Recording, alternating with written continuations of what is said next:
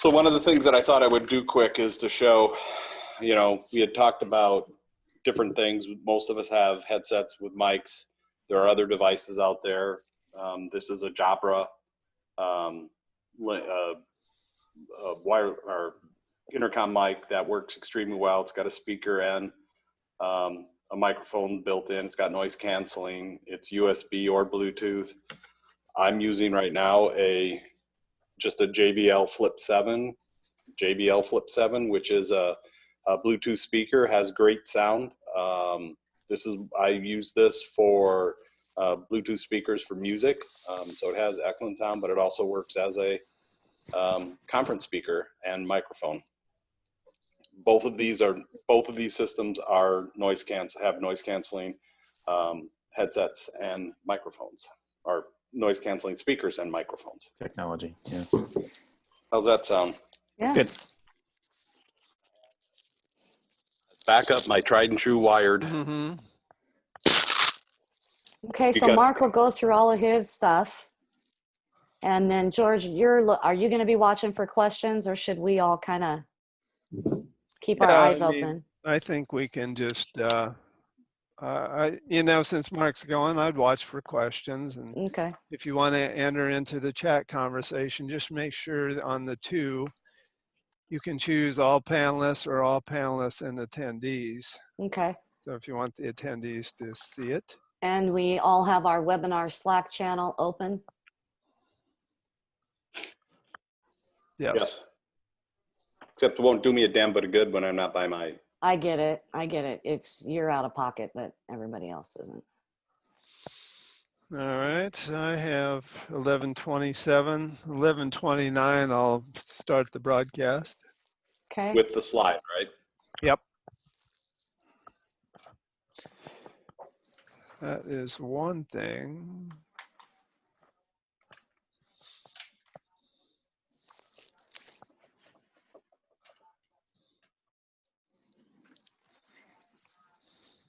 Just one thing? Yes. Yes. I went to college with a young lady named Juan Look. Of course, we never ran with that. Yeah. Smart.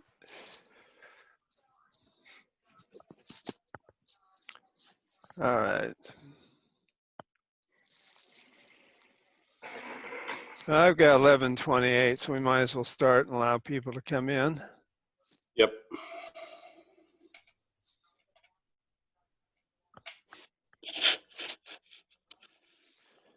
The webinar is now broadcasting And recording. And recording, and Facebook is streaming live.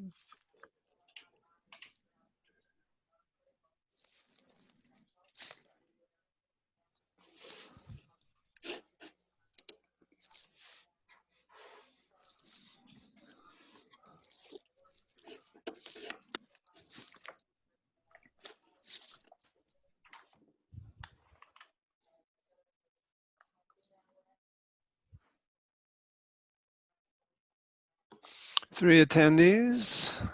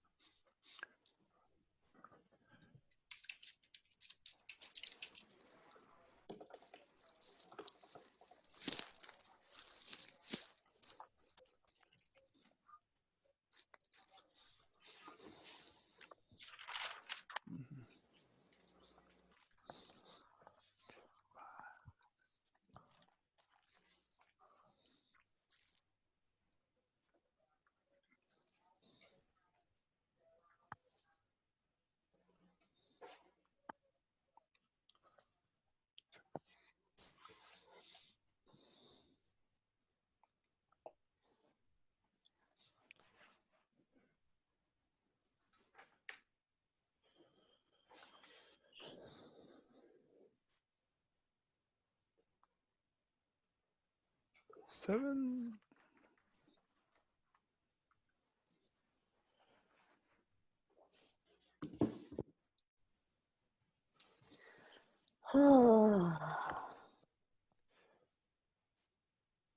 All right, it's 11:30. Welcome to the State of the Marketing Roundtable at Applied Art and Technology.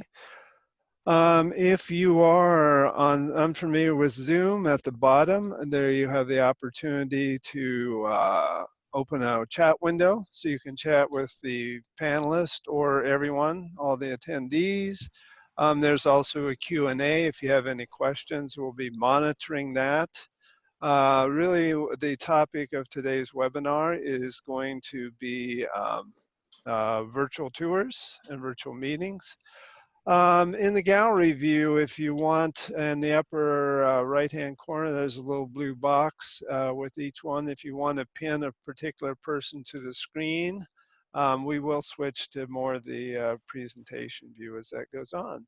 And so now I welcome everybody. If everyone would introduce themselves. I'm George Christ from Applied Art and Technology, obviously.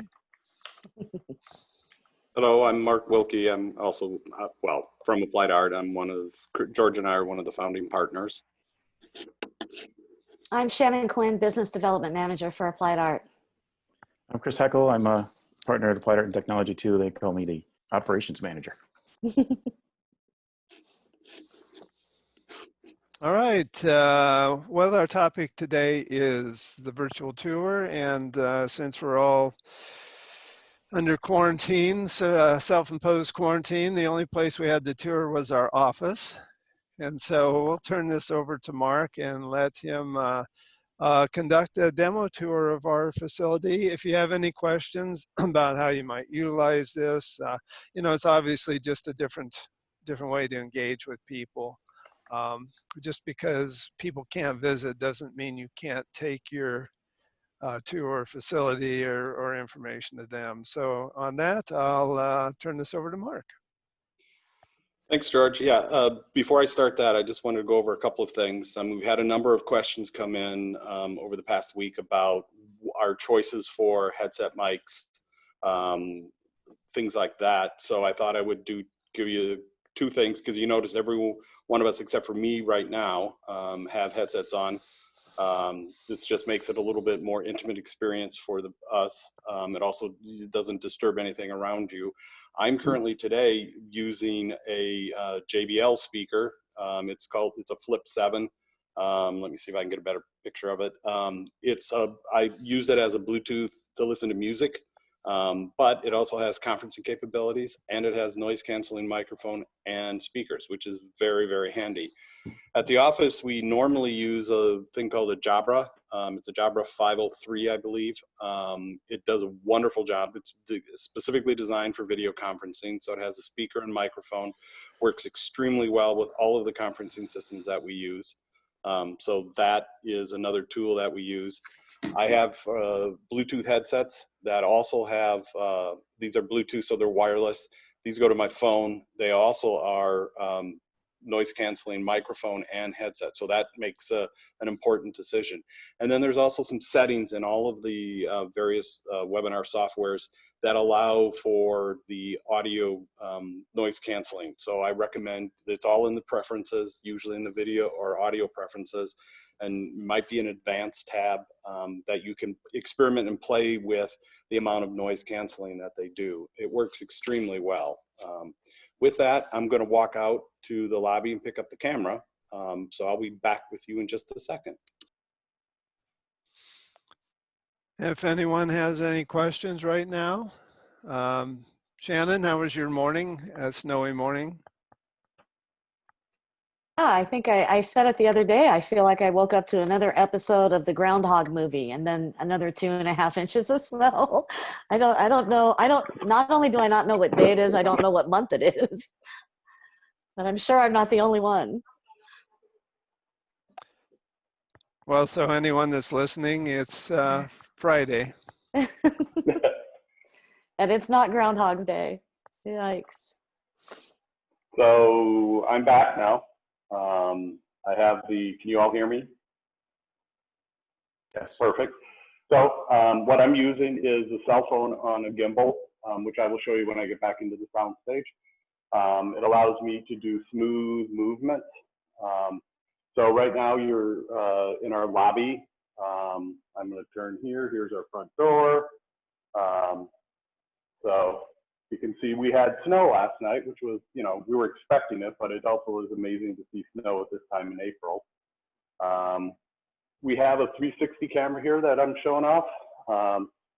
George will post into the chat. We have a live feed going out to show the 360. So this allows us to create 360 video for virtual reality experiences. We use that for marketing as well as training. This camera, the technical specs, it's a 8K camera, and we've done a lot of production with that. There are various other models on the market, but this one seems to fit our needs and works extremely well. So now I'll be walking to our soundstage, walking through what we refer to as the green room, which is where we wait. You can see in our green room we have a monitor that has a wireless camera connection to our, so people that are in the green room can see what's going on in the soundstage. Now we're in our soundstage.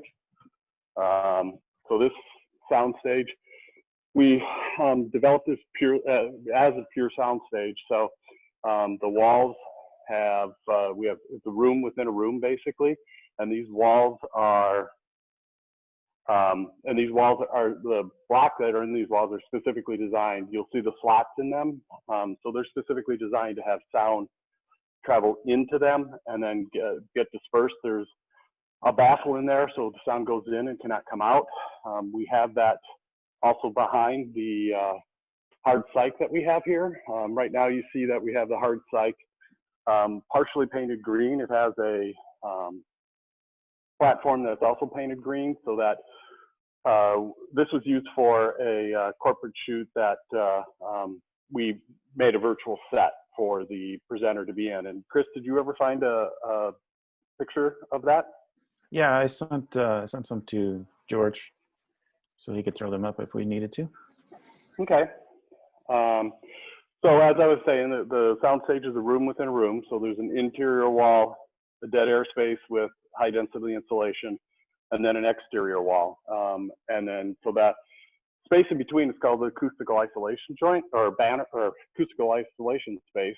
That also happens on the ceiling. So we have 2 pours of each of 6 inches of concrete with an acoustical isolation blanket in between to allow for what our purposes, what we want is to keep sound out. And so this was specifically designed. When we were designing this and building this, out of the Des Moines Air Guard, they still flew F-16s. So we decided that that was the only thing that we really were not willing to pay to, if they were flying, we would hear them. This space, there's not a single parallel wall in this space. This is designed also so we don't get any standing waves or sending audio waves. So I see that there was a question, but I didn't see it long enough. We also have a portable green screen that can be used on location, or sometimes when the hard cyc is white, we will roll it in if we're just doing a quick shoot. Let's see here. Mark, you just so you know, you just answered the question, and the question was, do we have a green screen that can be used at different locations? Okay. This is the loading area where we have our grip truck. It's where we have gear that we move in and out, and obviously we share it with what's going on in the sound stage. Oh, I walked right by it. This is our red camera. Can't really see it that well. So this is what our main photography is shot on. It's a 8K camera. So most of the video that we shoot is shot in 8K, and then we'll res down for high definition stuff. But we do a lot of stuff that in our production, especially for our event work, where we do super high resolution. So we can do that in a single shot. Or hey, Mark, there's one other question before you leave the studio. Is that a disembodied head that they see? Oh, yes. So this is what the guys will use for lighting purposes. To represent a person. So it's on a stand so that they can put it up. It's they have a name for it, but I don't actually remember the name. Chris, you might. But Yeah, he's got all kinds of names. One of the things we do too is we can preset a focus up and make sure the image is nice and sharp, and we get to know a lot of the parameters that the camera is operating on even before talent shows up. so yes, we do have a disembodied head. All right, now I'm walking back out of our soundstage. The soundstage can be rented as well for still photography or any video photography. It doesn't necessarily have to be attached to us to be able to use it. So just contact Applied Art. Probably being more technical, but you can kind of see a joint here. So the two buildings where the soundstage is and the regular Applied Art building do not touch. So everything that goes into the soundstage does not touch anything. That's including all electrical and HVAC, and that's to keep sound from being transmitted into the soundstage. Walking. So now we're kind of coming back to our entry. We are quite lucky because I was going to go this way. Over here, I'll show when I get back when I go down the stairs. This is our conference room.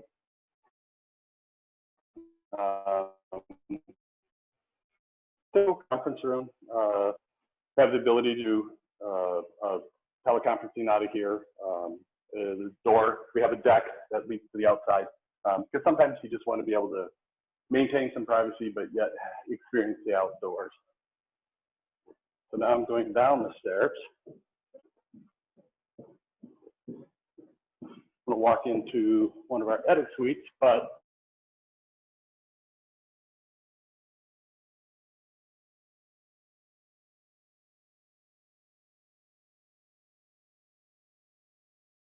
Party Central.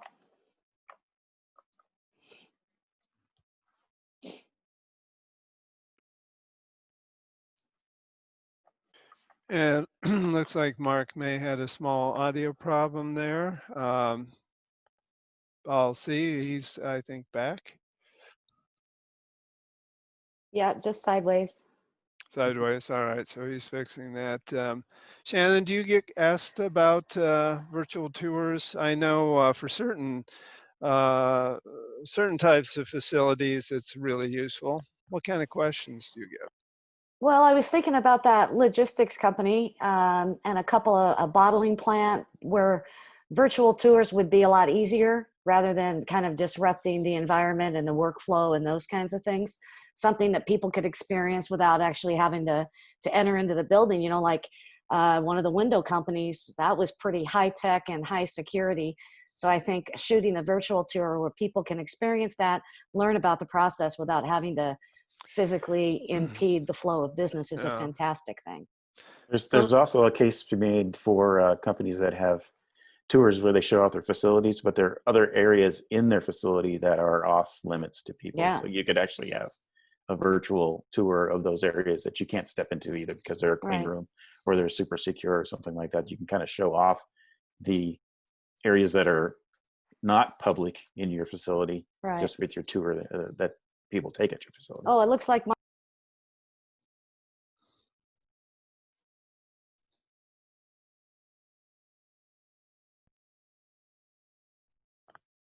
can you guys hear me now? There he is. Yep, you're back. I just went through a Wi-Fi handoff that does affect screens.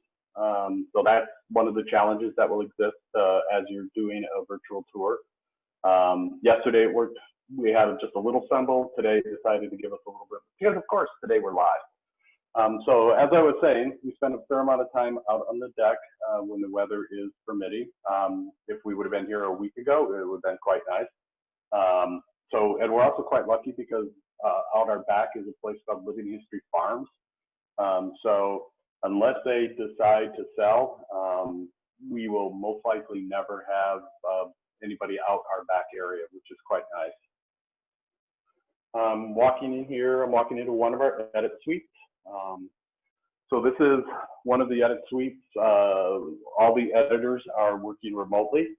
So their edit systems, they were able to take their edit systems home with them so that they could set it up and be able to do editing from home and then use the video, send the video. We have a number of different services that we use that we can send up a work in progress for people to be able to comment on. All of those comments are based on the timeline. So it's a really efficient way to do multiple, to be able to remotely do video for people. I'm just going to give you the full-on tour. So in here is our director cameraman, creative director, his office space. He, as you'll notice, he's very close to the edit, one of the edit suites, because it's a very collaborative environment. So we spend a lot of time, they spend a lot of time working together. We have 3 edit suites. They're all very, very similar in space, but they're obviously not as close to these 2 are the closest. I'm going to walk through our machine room. So this is where all the machines, the servers, going to get noisy. This is where all of our backup happens. This is where we have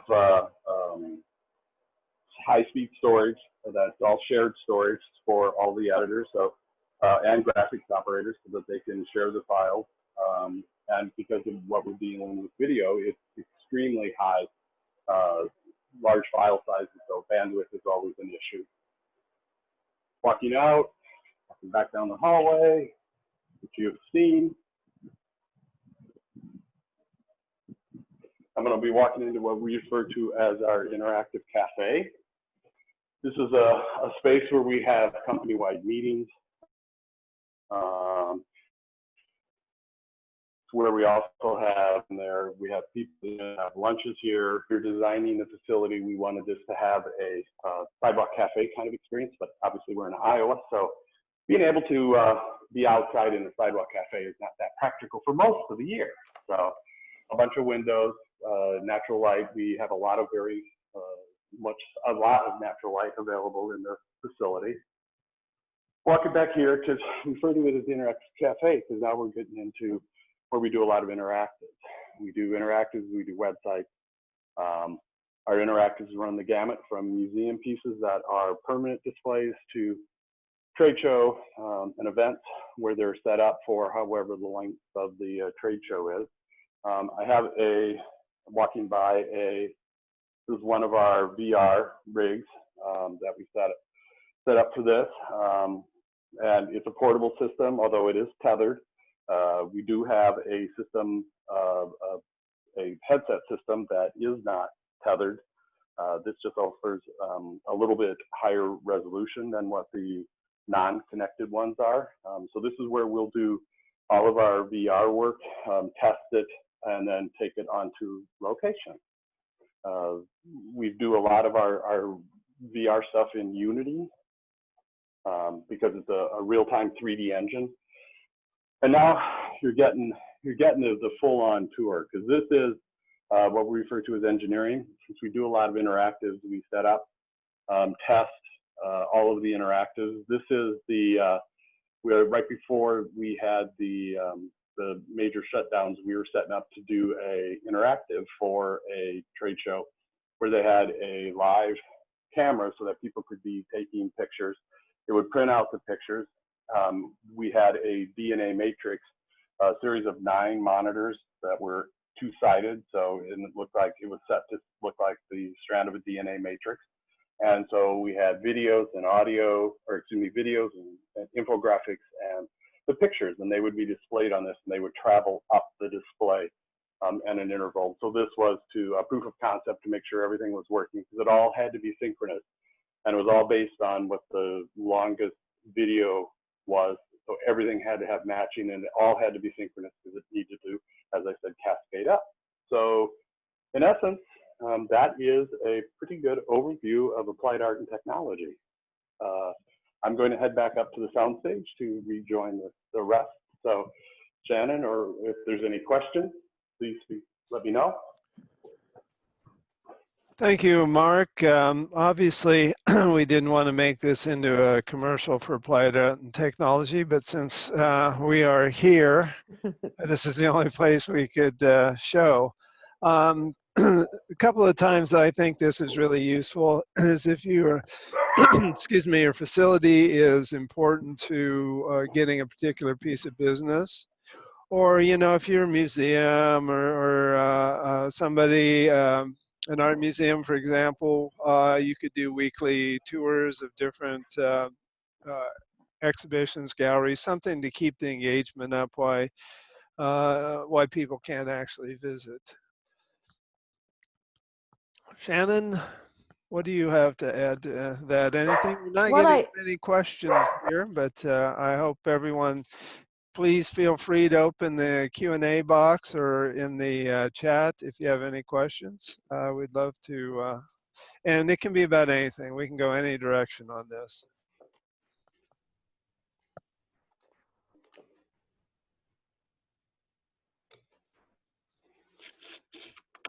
Shannon? Sorry, I had a barking dog, so I was trying to be thoughtful about my unmute timing. Okay, so we're going to talk about trying new media, because we know that there's a lot of different channels out there to choose from. And we got radio, TV, billboards, cinema advertising, magazines and publications, lots of channels. And right now the rates are lower than ever. And that can be pretty enticing. You've probably even considered using one of these channels and maybe found it to be cost prohibitive. I personally have sold radio, TV, and cinema advertising. And while they all serve a purpose and are effective tools for sure, just because they're being offered at a discounted price doesn't necessarily mean it's the right channel for you. So when you get approached by a salesperson for any of these mediums, one of the things you need to remember is that their focus is on price. They've got a lot of inventory and their discounted price is their sole focus. So one of the things, just a few things I want you to consider, ask yourself, what is it that you're trying to accomplish? Are you trying to build brand familiarity, create top of mind awareness for when this short-term pandemic is over? What exactly do you want your customers to do? Is there a call to action? Who's your target audience? Are you looking at men and women, 25, 54, men 55 and older? Is your target audience located in a particular part of the state? Does geographic targeting maybe make sense? And how can you best leverage that investment, whatever you choose to spend? How else will you be able to utilize that spot or advertisement that's created? And finally, and probably most important, how does this fit into your long-term strategy? And I know that's the kicker of the question. Do you have a long-term strategy? Because many don't. And if you don't, you're more likely to take advantage of discounted pricing. You'll make your choice, book your 12-week campaign, and hope it works. And hope is not a strategy. What you can do is find a consultant you trust, one who will guide you through the deep dive that's necessary to develop a strategy that aligns with your long-term business goals. A partner that believes and understands how to test messaging. We do all kinds of A/B testing. That's really important. The last thing you want to do, since ROI is more important than ever right now, is spend your budget, get past your 12 weeks, look in the rearview mirror and have nothing to show for it. Your budget's blown, and now you've got to start fresh.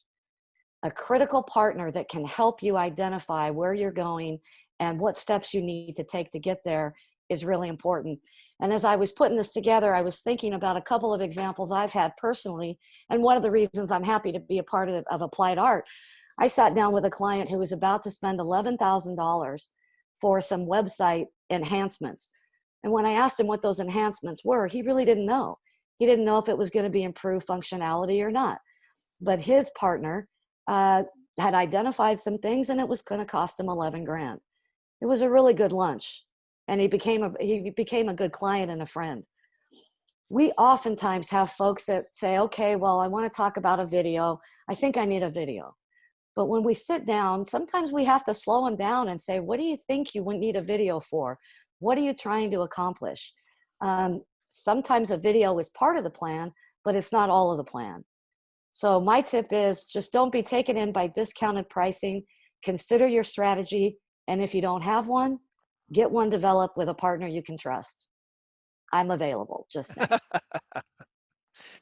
Oh, that was very good, Shannon. And because you sold a lot of these things in the past, you're well positioned to talk about them.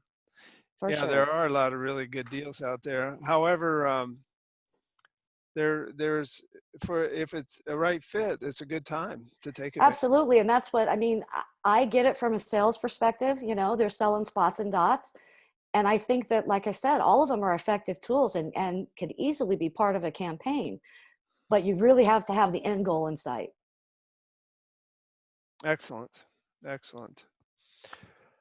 Well, I haven't seen any questions from the attendees at all. Like I say, I didn't want this to turn into a commercial for applied art and technology. Our goal is to have a nice open discussion about topics that are relevant. And, some of the challenges right now are, how do you continue business? How do you do business given the fact that we all are working remotely and people aren't going into the office? I know, Shannon, you're working on, for next week, some interesting perspectives from a sales perspective of business development on things that how you can adapt to the way that you have to interact with customers. Yeah, absolutely. Well, if there, oh, let me see, there's There's a a question. question. What about digital social channels? Should I look at those avenues differently than more traditional channels like radio and TV? George, you're probably best suited to answer that. I mean, I think it's a different look. It's a different approach for sure. Social does, if you're talking about just social posting, the only cost there is really your time to create all the posts, and that's a good place. Honestly, what I found is there's people are a lot more active right now because they're sitting at home. I see a lot of activity on LinkedIn and on the other social channels. There's good deals on paid advertising, both through Facebook and Yeah. and Google search. If that fits for what you're doing, the pre-roll. So yeah, I don't know. I think the thing is you need to keep. Everybody needs to work for when this is over. And I think that's a strategy. There's business to be had right now, but I think you need to be looking a little longer term. I think, one of the things that should be thought of too, at least as far as the differences go, is you can pick your demographics for television in the traditional way, Right.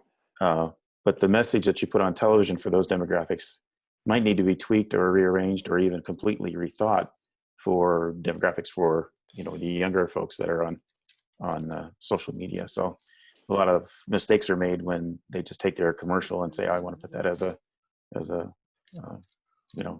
web video or some other piece, and it alienates or doesn't appeal to the group you're heading for on the social media side. So there is some message tweaking that needs to be different in those two channels.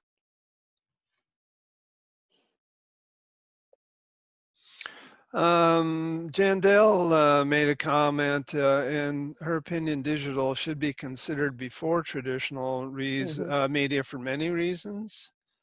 I don't know if Jandel would like to speak to that or not, but Shannon, what's your feeling?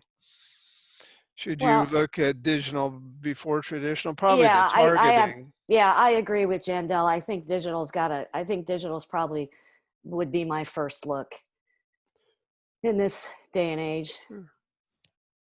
Oh, Jandel's there. She wants to. Yeah, here, let's see if I can throw the audio to Jandel. All right. Jandel, are you there? Unmute. Hi. Hi. Why So, don't you introduce yourself first, Jandel, for sure. Jandel Hiram. I am a co-owner of Third Eye Local Marketing Company located in the Milwaukee area in Wisconsin. And we've used applied art for websites for several of our clients. But we do lead today with digital media options before traditional for many reasons. One, targetability. Two, ROI. You can track it. You can follow it much closer. Three, that you can get, so targetability, you can get down to geographic, you can do demographic, you can target, you can do a geofence around an event if you choose to. And the reason that we lead with it is because we can control the budget. Not that you can't control the budget with traditional media, and we actually come from a traditional media background as well, both my partner and I. But traditional, we think of casting a wide net. With digital, we can be much more precise. So if that helps anybody out in the audience, we'd be more than glad to assist Applied Art or the team, whoever's asking the question, with further analysis. You know, one of the things that seems to be prevalent, you know, the common thing is that one of the first things to go is marketing budgets when the economy gets tight.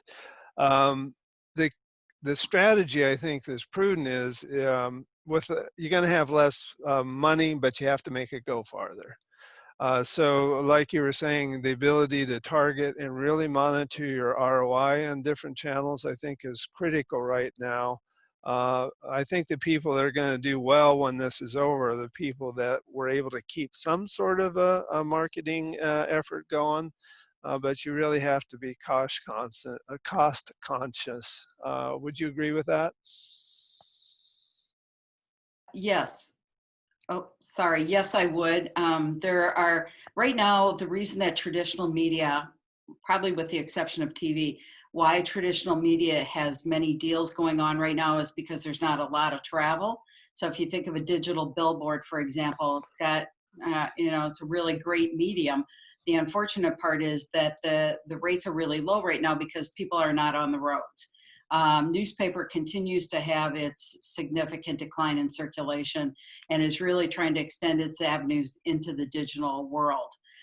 When it comes down to any campaign, it's really about how you manage the campaign will impact the effective return on it. So with digital, that's something that you can get in and tweak quite often. Not as easy when you're doing something in a traditional avenue.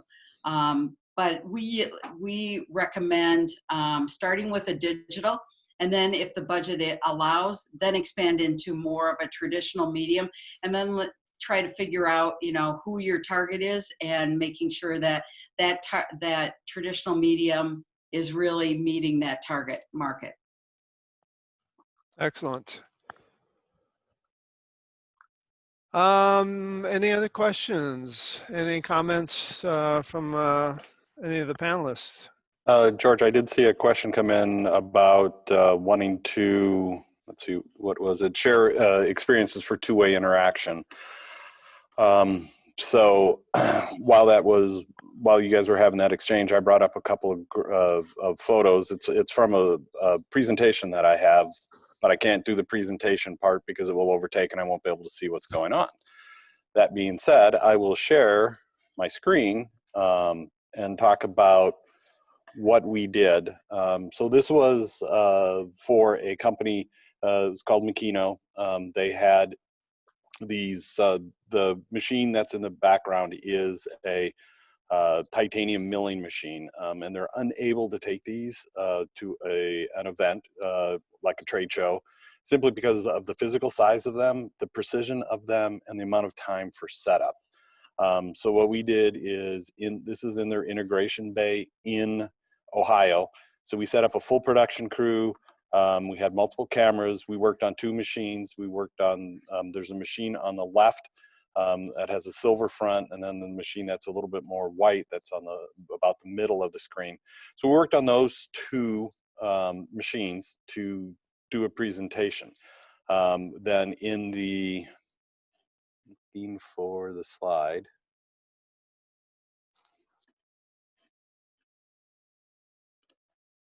in the at the show floor, we had a large monitor, we had benches set up, we had a moderator that was there, and we had a camera set up so that the moderator had a wireless handheld, so he could take it out into the audience. They could ask questions. We had a camera set up so that the people at the in the integration bay, mainly the subject matter expert or the host that was at the integration bay, could see what was going on. You don't see it in this picture because this was our intro picture, and that's how he was able to see what's going on. There was a portable monitor that was tied to the system so that he could look and see what was the video that was being sent back. I'm gonna stop sharing. I think that answers your question, Liz. You can do that. I mean, that was two-way audio and video, so that takes specific pieces of hardware to do that. To do something in a fashion like this, it's a little bit, you can do it. For example, so Jendel, if you are, do you have a computer that has a camera? I do. So I'm going to right now promote you to a panelist. So if you wanted to share your camera or turn on your camera. Oh, So there she is. there she is. So now we can interact with Jendel. So this is another way to establish two-way communications. So there's a number of ways that you can accomplish this task, depending on what your desired communication is. So I hope that answers your question. So there are a number of different ways to handle this. This is one way. As you can see, we promoted Jendel to a panelist so that she's able to join her picture. Everyone can see her. And now I'm going to change her back to her role back to just an attendee. So she loses her picture ability. So that's another way to handle that type of two-way. I'm looking to see if there's any questions. Did that answer your question about the experience? Looking up, yes. So that answered her question. Are there any other questions about ways to handle communication? One of the things that we were discussing, and it was the person who asked the question, I was discussing with them, we weren't a part of this, but I thought it was a really good use of a way to communicate to people. Is they had a company wanted to talk to a group of people about a wine. So they had set up a group. They sent the bottle of wine to the group. They had the event scheduled. So then they had a sommelier talk about the wine, the bouquet, what you're supposed to experience, where it's from, the advantages of it. And I thought that was a really good use. And they just set up a webinar just like this to be able to accomplish that. You know, so if you have foodstuffs, if you want to talk about cooking, if you want to talk about a machine, if you want to talk about our camera, you know, we could get into extreme detail about these things using this type of technology.